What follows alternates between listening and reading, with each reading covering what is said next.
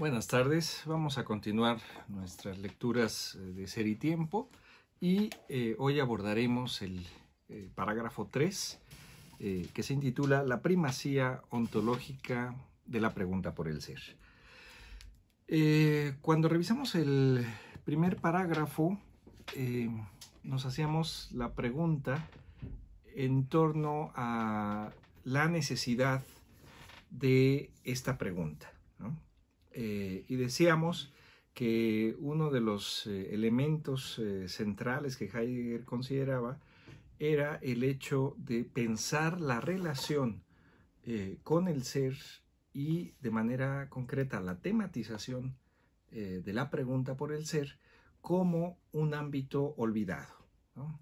Precisamente por los diversos modos de presentación, digamos, de eso que se le ha llamado ser, Heidegger veía que más bien nos hallábamos en un ámbito del olvido y que es necesario replantear esta pregunta por el ser. En el parágrafo 2, como vimos, se trató de profundizar en algunos aspectos de la estructura formal de ese preguntar y resultaron algunas cuestiones importantes.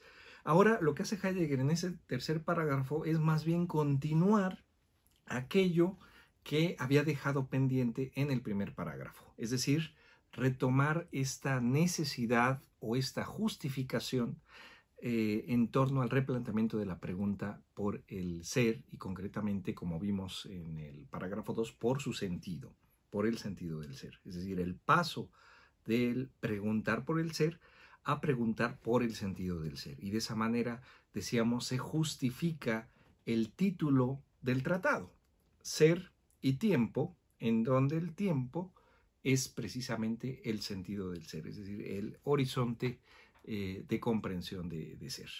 Entonces, en este tercer parágrafo, Heidegger plantea o propone repensar otra línea de justificación de este replanteamiento, ¿no? Él inicia así, dice, con la caracterización de la pregunta por el ser al hilo de la estructura formal de toda pregunta en cuanto tal, se ha aclarado el carácter peculiar de esta pregunta y se ha hecho ver que su elaboración y más aún su respuesta demanda una serie de consideraciones fundamentales.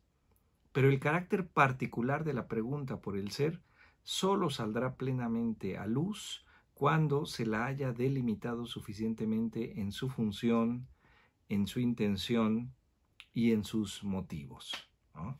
Y esto es, en el fondo, lo central para llevar a cabo esta justificación. ¿Qué función, qué intención, qué motivos tendría esta pregunta?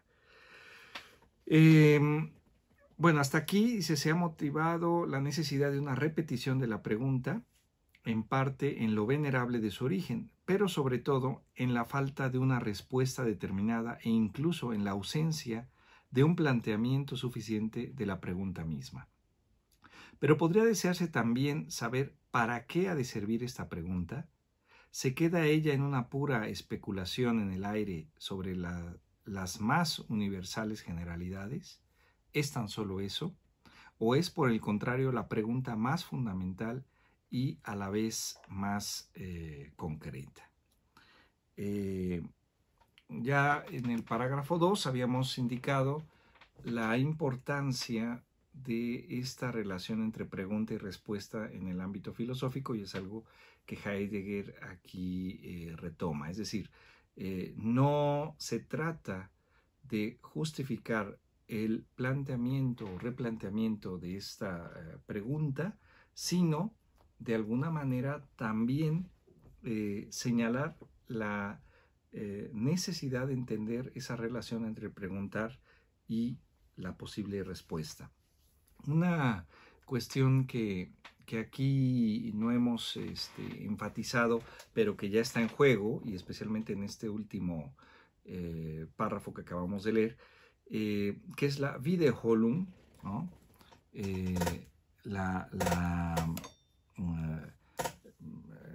Efectivamente así lo señala Heidegger. Wiederholung de la pregunta, ¿no? Aquí el traductor, en este caso Rivera, ¿no? Puso repetición de la pregunta. Gauss había traducido como reiterar la pregunta. Y es interesante porque señalábamos en alguna otra sesión la importancia del lenguaje en términos de la manera en la que se filosofa, no pensado el lenguaje en un sentido de mera comunicación o de mera transmisión de información o de datos, sino como parte central del ejercicio filosófico.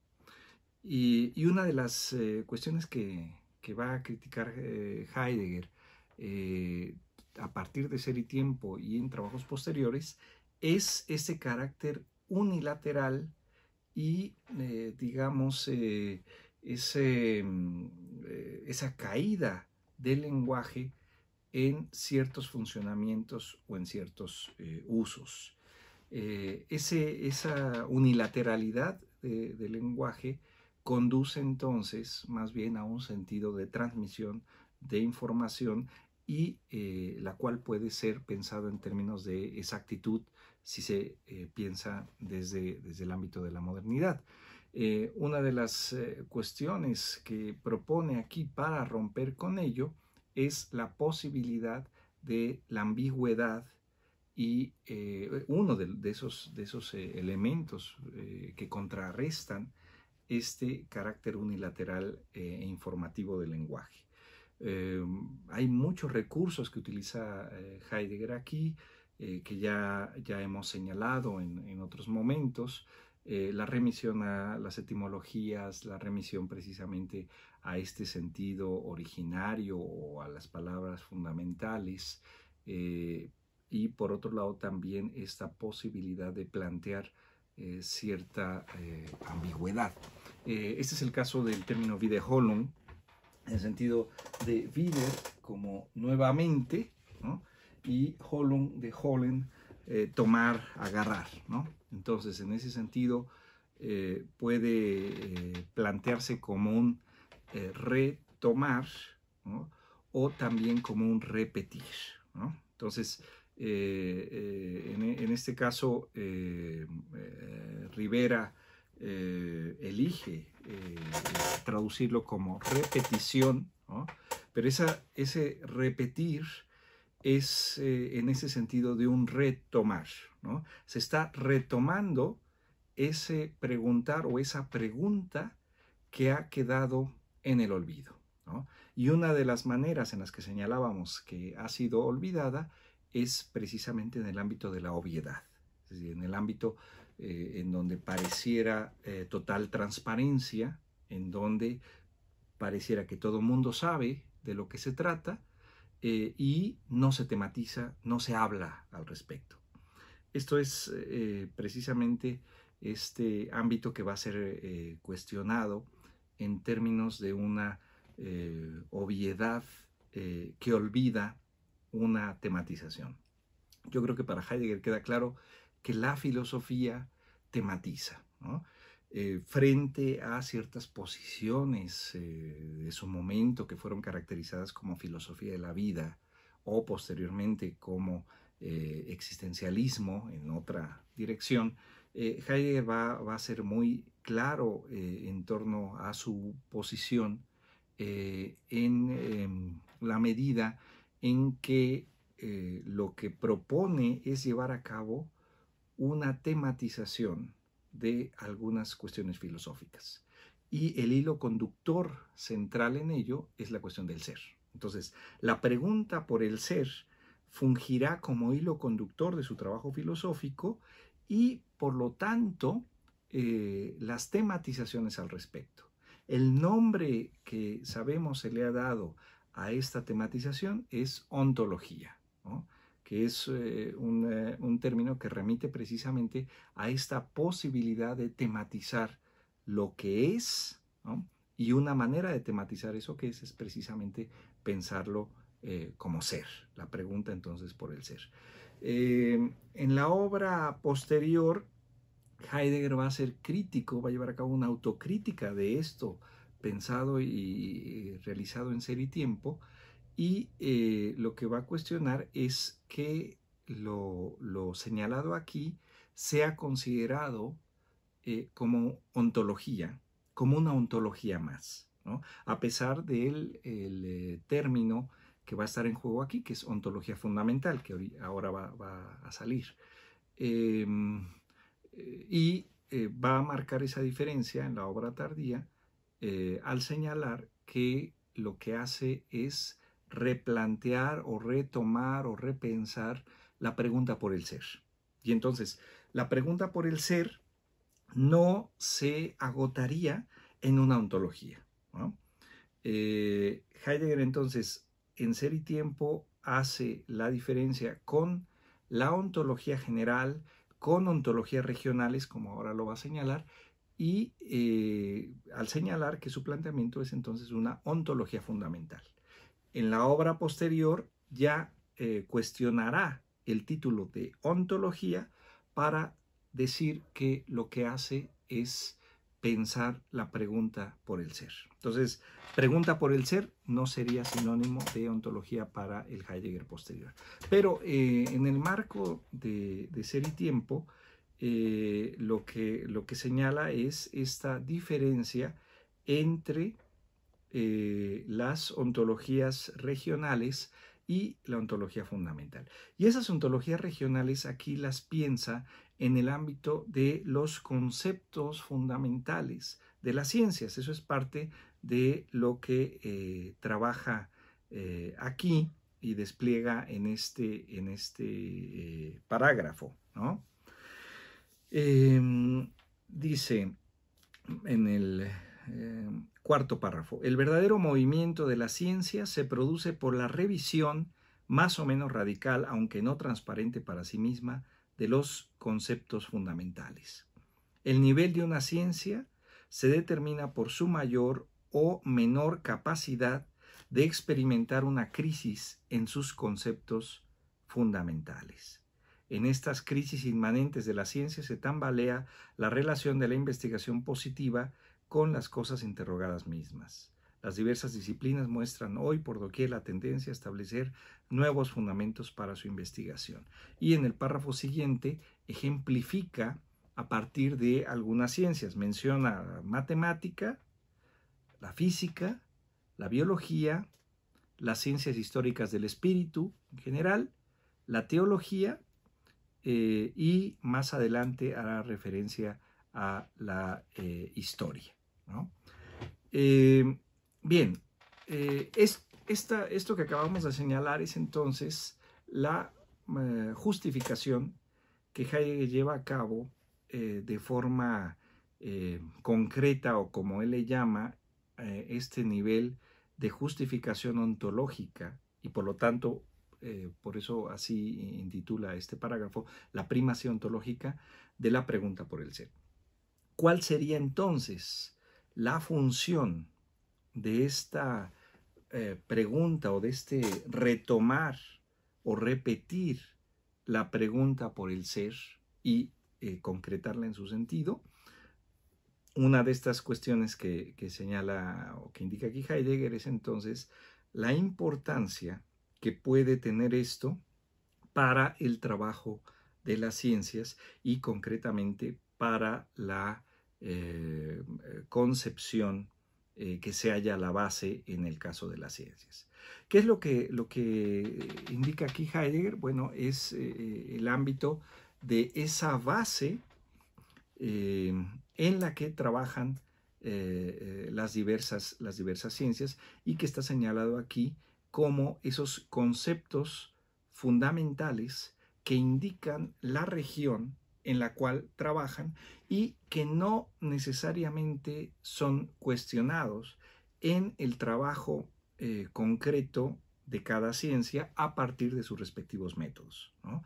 Eso es algo que va a indicar aquí Heidegger y que entonces remite el trabajo específico con los entes, en el caso de cada ciencia, a partir de un determinado aspecto o respecto. Y a partir de ahí entonces se establecen los modos de acceso, carácter metódico y las presuposiciones para esos ámbitos. Si recordamos en el pensamiento griego cómo se lleva a cabo esta separación en términos de acceso que posibilita el modo de tratamiento a partir de lo cual se van a constituir las diversas ciencias, queda clara una diferencia, por lo menos si lo pensamos a partir de Aristóteles, ¿no? El ámbito de aspectos o determinaciones particulares y un ámbito que no se agota en una particularidad, ¿no? Si pensamos en el libro cuarto de la metafísica, por ejemplo, cuando Aristóteles propone esa diferencia al hablar del ton geón, ¿no? ¿En qué medida habría una filosofía o una episteme que llevaría a una tematización diferente de las tematizaciones particulares, ¿no? En el caso de las tematizaciones particulares, esa particularidad va a determinar precisamente lo que después se constituye como objeto de estudio, ¿no? Si pensamos en el ámbito de las matemáticas y lo que conlleva el saber que conlleva el ámbito de las matématas en el sentido de eso preconocido, presabido, que da lugar entonces a diversas maneras de entender lo matemático, ¿no? Como puede ser el ámbito numérico, como puede ser el ámbito de la medición, como puede ser el ámbito de ciertas concreciones, etc. O el ámbito de la física, como señala aquí Heidegger, en donde fundamentalmente estaría, y esto pensado a partir de Aristóteles, el ámbito del movimiento, ¿no? O como señala aquí, las leyes del movimiento mismo. Es decir, el ámbito de lo que se mueve sería eso que determina entonces el trabajo de la física como tal. El ámbito de la biología, bueno, estaría precisamente a partir, el mismo lo señala aquí, las definiciones de organismo y de vida, ¿no? Es decir, en qué medida el aspecto que es pensado desde la biología no es solo el ámbito del movimiento, sino el ámbito del organismo y de la vida, y marcaré la diferencia, por ejemplo, con la física. O el ámbito de la teología, que aquí quedaría pues abierta la cuestión, aunque se está refiriendo más a una teología de carácter post-griego, ¿no? Porque menciona al cristianismo y menciona a Lutero de manera específica, ¿no? Recordemos que no hay que confundir lo que está pensado en el ámbito de lo teológico, ¿no? En el caso de Aristóteles, y la teología, que sería el ámbito posterior con una dimensión trascendental, etcétera, ¿no? Pero bueno, aquí lo importante es esta separación entre el ámbito particular que conlleva entonces objetos y métodos específicos para cada ciencia y lo que es pensado aquí, y esto en una remisión de carácter, vamos a decir así, una interpretación que remite al pensamiento griego, ¿no? Digamos, a esta estructura en donde hay un ámbito de carácter, le podríamos llamar más originario, ¿no?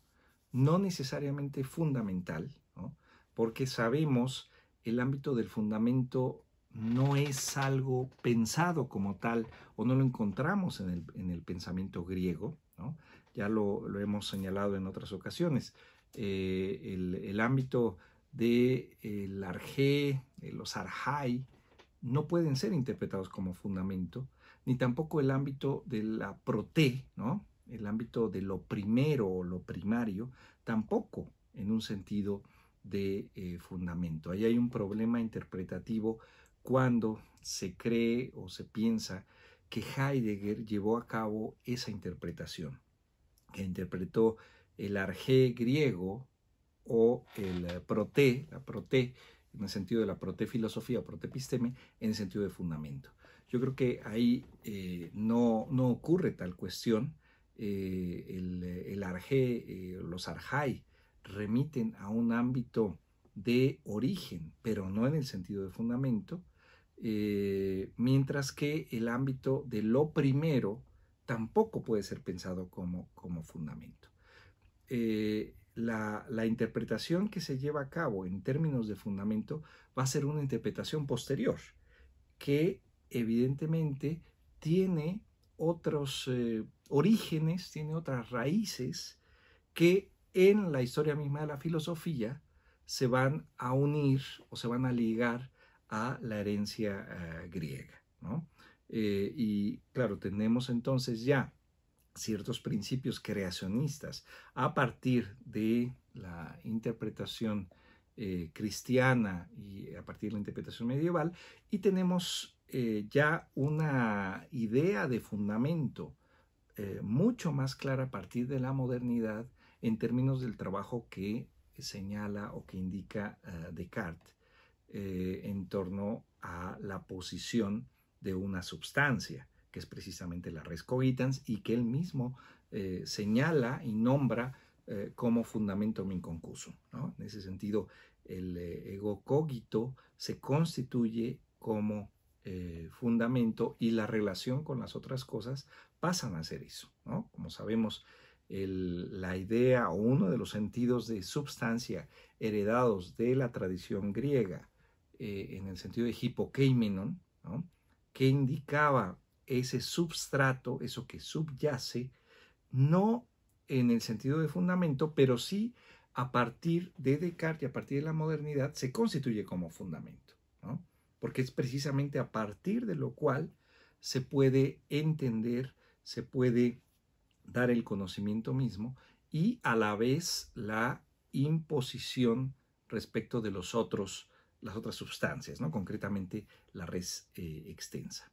Pero bueno, eso es algo que abordaremos más adelante con más detalle. Aquí lo importante es el señalamiento general que hace Heidegger aquí del momento en el que se presenta este texto. Estamos hablando, sabemos, la redacción en 1926, y lo que está en juego ahí en torno a los cambios, como se lo va a llamar después, de paradigma de esos conceptos fundamentales. Es decir, de eso que estará a la base del trabajo científico particular. Queda claro, por lo que Heidegger aquí menciona, por ejemplo, el caso de la teoría de la relatividad, de ese cambio de paradigma respecto de los cimientos, es decir, respecto de los conceptos fundamentales con los que trabaja la física, o los conceptos fundamentales con los que trabaja la biología o la matemática, que lo piensa aquí en términos de la pelea o la discusión entre formalismo e intuicionismo en ese momento, y lo que ocurre también con las otras posibilidades. Por ejemplo, toda la crítica que hace Dilthey en el siglo XIX y que es heredado en principios del siglo XX y que va a ser fundamental para el trabajo que lleva a cabo Heidegger aquí, es decir, el papel del objetivo precisamente de las ciencias del espíritu, de las humanidades, y su necesidad y su justificación, ¿no? Precisamente Dilthey va a ser muy crítico respecto de esa idea, digamos, generalizada de ciencia en términos de fundamentación y en términos de fundamentar. Y, como sabemos, va a plantear o a cuestionar ese papel de las humanidades o de las ciencias del espíritu, de las Geisteswissenschaften, en términos de una fundamentación, ¿no? Es decir, de dónde llega a estas ciencias el carácter de fundamentar. Y por lo tanto también surge la pregunta del sentido de estas ciencias. Si no es la fundamentación y si marca su diferencia respecto de las ciencias naturales y respecto del papel explicativo de las ciencias naturales y un papel ligado a la exactitud o a un criterio de exactitud heredado de la modernidad, ¿en dónde queda entonces el trabajo, la función, la justificación y los métodos de las ciencias del espíritu?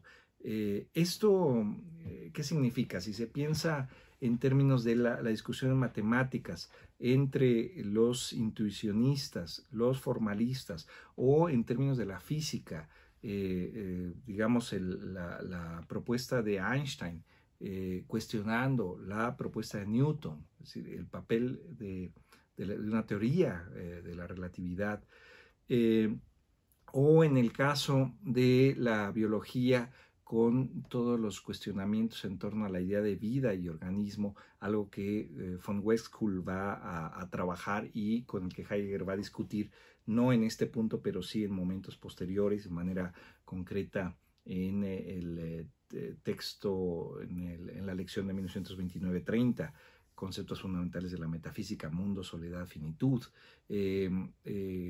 También con toda este cuestionamiento que señalábamos de las ciencias históricas del espíritu a partir de Dilthey, por supuesto también la teología con toda la discusión y renovación que lleva a cabo a partir de la propia filosofía y el movimiento crítico que se lleva a cabo en el ámbito de la teología protestante, por ejemplo con Bultmann, con quien había tenido una muy buena relación, un diálogo muy fructífero en su estancia en Marburgo. Esto ya lo podemos saber a partir de los protocolos de los seminarios conjuntos que llevaron, a partir del epistolario, etc.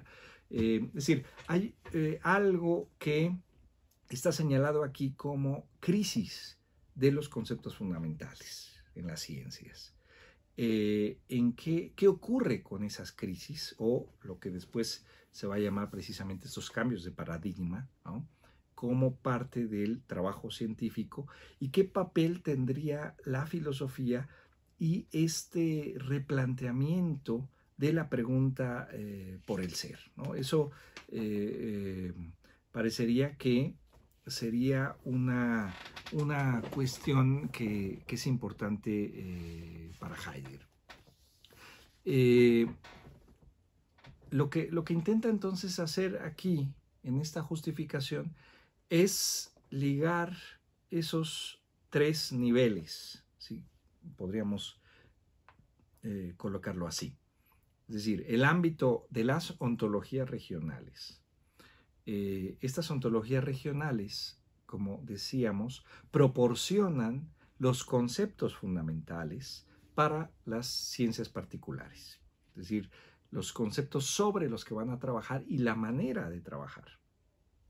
Los métodos que van a ser adecuados precisamente para el trabajo con esas respectivas ciencias, ¿no? Es decir, si se piensa en el ámbito de la física y la cuestión del movimiento, lo que estaría en juego en el movimiento y en esa idea de ciencia específica y modo de abordaje es la idea de tiempo, la idea de espacio, ¿no?, y las posibilidades de tematización y de acceso al respecto.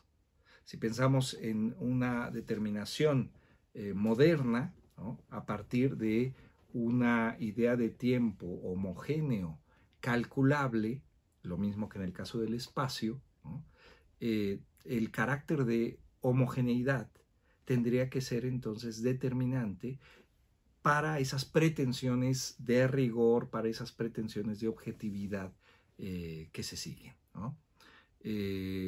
Esto es importante, central, precisamente porque a partir de ahí es que se dan las posibilidades, digamos, de comprobación de la ciencia respectiva. Por ejemplo, la introducción del experimento, como va a ocurrir a partir de la modernidad, ¿no? Es decir, pero es central entender que el experimento es posible gracias a los conceptos fundamentales que están a la base, ¿no? Es decir, la idea de tiempo, la idea de espacio. Si esos conceptos fundamentales se modifican, entonces también el posible ejercicio y comprobación de la ciencia respectiva puede ser modificado, ¿no? Esto entonces para Heidegger es central en términos de el cambio de paradigma que puede darse y la concreción de las ciencias respectivas, ¿no?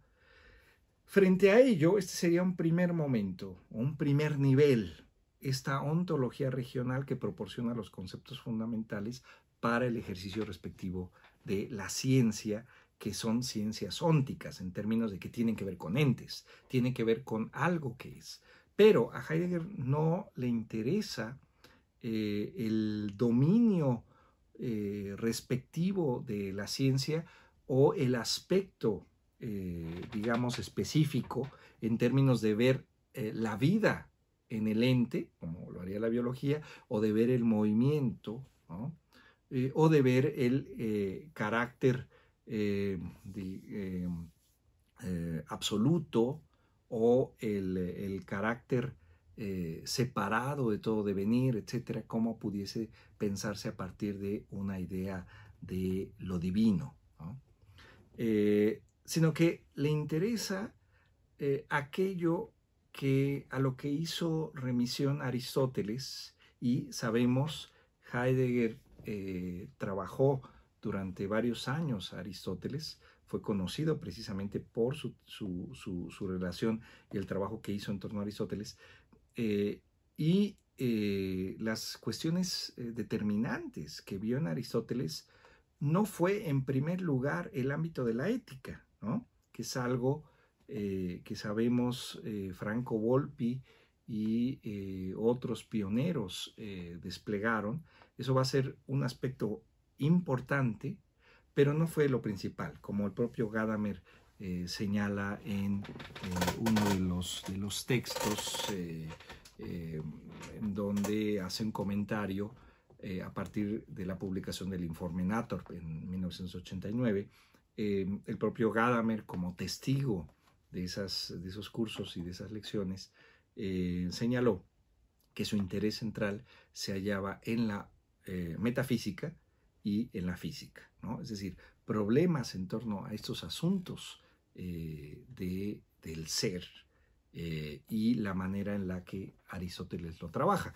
Si revisamos, por ejemplo, la primerísima lección que tenemos documentada de Heidegger sobre Aristóteles, que es la lección de verano de 1921, sobre De Anima, pero lleva a cabo una introducción, ¿no?, para preguntar si la tematización de Anima en Aristóteles es una ciencia o es filosofía, y de inmediato pasa a la tematización del libro séptimo de la metafísica, es decir, en donde Aristóteles plantea esa transición de la pregunta por el ser en términos de lo que es, del toón, a la usía, ¿no? Y entonces la pregunta por lo que es, si es considerada como una ontología, tendría que ser una usiología, ¿no? La pregunta por el toón es la pregunta por la usía.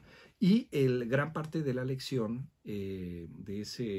bueno, no es una lección, es un ejercicio o un seminario se ciñe precisamente a la metafísica. Entonces, en ese sentido, me parece que Gadamer tiene razón. Las preguntas centrales para Heidegger en su acercamiento a Aristóteles tienen que ver con estas cuestiones en torno al ser y en torno al movimiento, es decir, la metafísica y la física.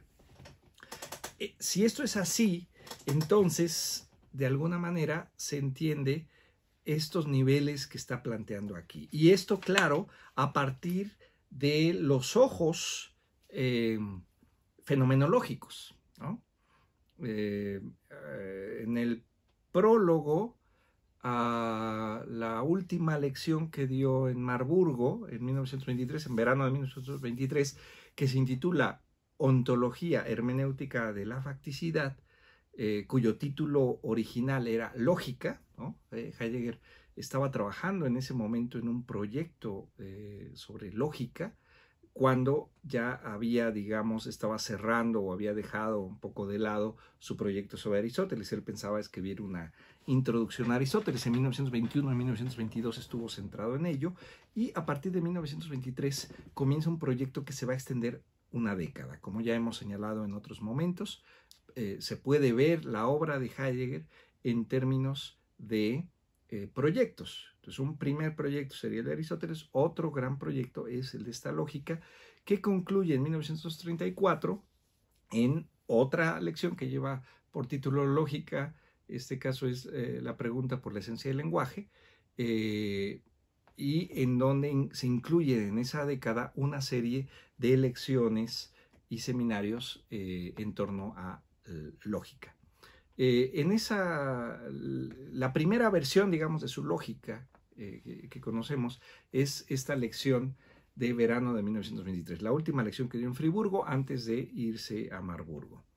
Y hay una hoja que no leyó en la clase, como han indicado los testigos de ese curso, pero que sí está incluido en el volumen publicado en la Gesamtausgabe, como volumen 63. Y al final de ese prólogo, o lo que él llamó prólogo, Forward, indica que Aristóteles es el ejemplo, pero que Husserl le colocó los ojos, ¿no? En esa medida, entonces, podemos entender que el acercamiento que Heidegger llevó a cabo de Aristóteles, de alguna manera, fue con una visión fenomenológica, con esos ojos fenomenológicos que le colocó Husserl. Si esto es así, entonces la diferencia entre el ámbito de las epistemae, en el sentido de ciencias, y una prote-episteme, o las filosofías, y la filosofía, ¿no? O una protefilosofía más bien, no se halla solamente a ese nivel, digamos, de diferencia entre lo general y lo particular, ¿no? Eso podría ser una lectura inicial en donde entenderíamos entonces este acercamiento de Heidegger a Aristóteles, al libro cuarto, al libro sexto o al libro séptimo de la metafísica, sino que habría entonces un otro nivel, ¿no? Por eso hablaba yo de esos tres niveles. El ámbito de las ontologías regionales que constituyen, digamos, la base para el trabajo de las ciencias, ¿no? Que repito, hay que tener cuidado porque en Aristóteles no hablamos en ese sentido de ontología regional o de conceptos fundamentales. No estamos hablando de fundamento, pero es una interpretación posterior que se lleva a cabo de esa diferencia que hace Aristóteles en términos del carácter particular de las ciencias y esto que es llamado en un sentido general, ¿no? Que tampoco es la generalidad, sabemos, la cuestión del ser no es una cuestión general, sino de otro orden. Ese otro orden es pensado después o interpretado después como el ámbito fundamental. Pero digamos, más allá de eso, lo que me interesa aquí destacar es que tendríamos entonces este ámbito, entre comillas, general la pregunta por el ser en general, que el propio Heidegger lo indica en varios momentos al inicio de Ser y Tiempo, y tendríamos este ámbito particular, es decir, tendríamos entonces, si pensamos la cuestión del ser en términos de ontologías, decíamos, regionales, y una tematización del ser en general, ¿no? Bueno, Heidegger introduce ahí, decíamos, un momento intermedio, y me parece que ese es fruto de esta herencia husserliana, precisamente al pensar el carácter intencional de la tematización, como ya señalamos en los parágrafos previos, es decir, que el ser no es un asunto mágico, no es un gran ente, no es el gran ente, que se diferencia precisamente de estos entes particulares y que sería precisamente esta idea de fundamento. La relación no se da de esa manera, sino que se da a partir de esto que Heidegger va a pensar aquí como ontología fundamental. Entonces tendríamos las ontologías regionales, la ontología fundamental, que es todo el análisis que va a ser de lo que ya señalamos, de este ente que puede tematizar algo así como ser, que es al ente al que se le pregunta y que ya al final del parágrafo 2 lo señaló como con cierta primacía, ¿no? La primacía del Dasein, y señalamos por qué era caracterizado como un ámbito primario en esa medida. Ese es el análisis que llevaría a cabo en esta ontología fundamental, ¿no?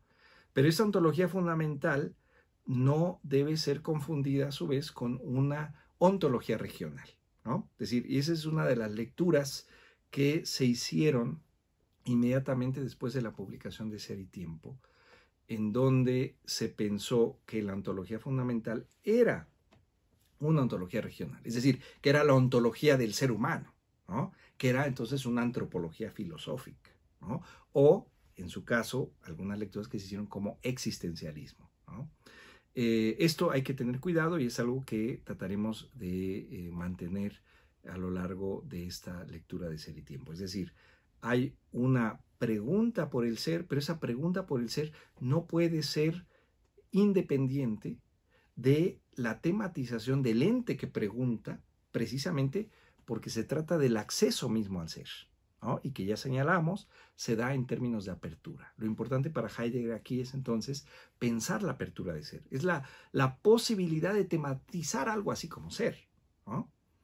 Y ese ámbito de apertura, decíamos, es compartido por un ente, el ente que pregunta. Y la tematización del ser de este ente es lo que lleva a un despliegue de ciertos ámbitos, de ciertas relaciones, y es todo lo que va a incluir esto que Heidegger piensa como ontología fundamental.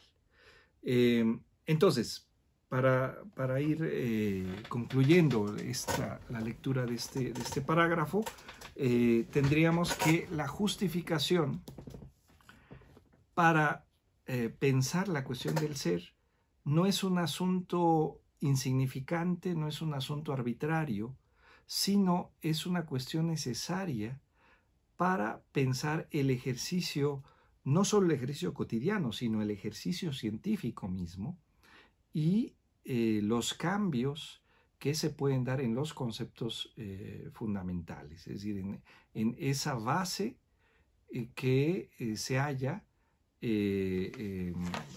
precisamente para el trabajo científico específico, ¿no? en ese sentido. Por eso, para cerrar esto, leeré el penúltimo párrafo de este parágrafo, ¿no? Dice, la pregunta por el ser apunta, por consiguiente, a determinar las condiciones a priori de la posibilidad, no sólo de las ciencias que investigan el ente en cuanto tal o cual, y que por ende se mueven ya siempre en una comprensión del ser, sino que ella apunta también a determinar la condición de posibilidad de las ontologías mismas que anteceden a las ciencias ónticas y las fundan. Toda ontología, por rico y sólidamente articulado que sea el sistema de categorías de que dispone, es en el fondo ciega y contraria a su finalidad más propia si no ha aclarado primero suficientemente el sentido del ser y no ha comprendido esta aclaración como su tarea fundamental. Y eso es algo que Heidegger va a señalar, indicar aquí, pero que forma parte del ejercicio que llevará a cabo posteriormente, especialmente en el diálogo con científicos, ¿no? Yo creo que forma parte de uno de los ámbitos poco conocidos en torno al trabajo de Heidegger, este diálogo que sostuvo con científicos. Quizás en otra sesión podríamos hablar al respecto, pero de manera directa con algunos biólogos que estaban en Friburgo y posteriormente con algunos físicos, ¿no? Concretamente a partir de 1935 con Werner Heisenberg, con Carl Friedrich von Weizsäcker, ¿no? Como físicos, y posteriormente con algunos psiquiatras, ¿no? Como el caso de Binswanger y el caso de Medard Voss, ¿no? Esto lo señalo porque hay un diálogo efectivo que se lleva a cabo en términos no solo una crítica de, digamos, de estos planteamientos, de estos conceptos fundamentales que estarían a la base del ejercicio científico respectivo, sino la posibilidad de entablar ese diálogo entre esta pregunta guía que señala Heidegger, la pregunta por el ser, ¿no? Y sus modos de acceso, que es esta tematización de la ontología fundamental, y estos ámbitos regionales. Y eso, decíamos, se lleva a cabo de forma específica a partir del diálogo entre científicos y Heidegger. Y esto incluye la lectura de sus artículos, ¿no? Hay en los epistolarios y en diversos testimonios todo el trabajo que Heidegger llevó a cabo en la lectura de los artículos de Heisenberg y de von Weizsäcker y los comentarios que él les hacía, así como diversos seminarios y diversos encuentros en donde se buscó esta tematización. El volumen 76 de la Gesamtausgabe da testimonio de todo ello, precisamente porque contiene toda una serie de reflexiones en torno a la cuestión de la ciencia y la técnica. Bien, pues con esto damos por concluida esta lectura del parágrafo 3 de Ser y Tiempo. Muchas gracias.